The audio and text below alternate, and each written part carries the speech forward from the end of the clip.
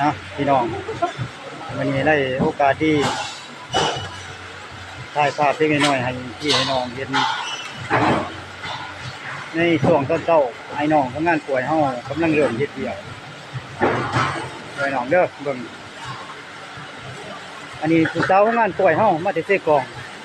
เดี๋ยวผู้สาวงานป่วยเฮาก็มีผู้จบงามเลยพี่น้อง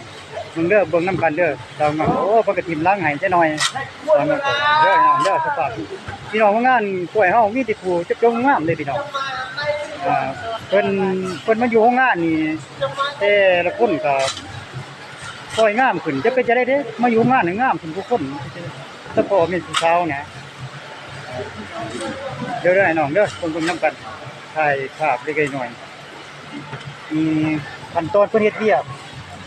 ขั้นตอนเฮ็ดเพิ่นก็คอยตัดจังซี่ล่ะใส่ถุงอันนี้คอย22กิโลเด้อนะครับ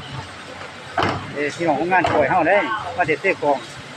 นี่เบิ่งกันเด้อพี่น้องเด้อข้าพเจ้าสิคอยถ่ายภาพเก็บภาพเล็กน้อยนะฝากพี่ฝากน้องในช่วง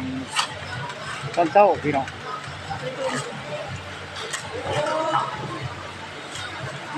อยู่กลางนากับลูกหลานผู้เจ็บป่วยลูกไปโต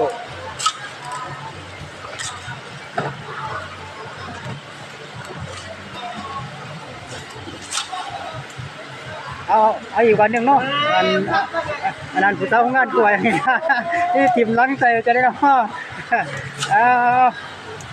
อันกินน้ำมาให้พี่น้องมึงเนี่ย